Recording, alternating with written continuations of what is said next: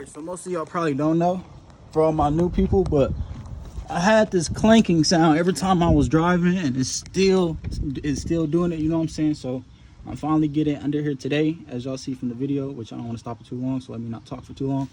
But as you see from this axle right here, and how the bearing, however you want to say it, is sealed up and looking good, you know what I'm saying? Nothing too crazy. Then you move over to this side. I hope y'all was able to see that.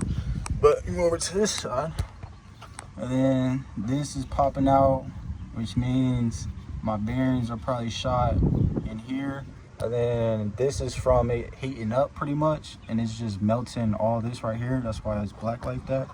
So I think we have found the problem. We're gonna have to get a new axle. I don't really know the part for right here, but gotta get a new axle. And yeah, but let's get back to it.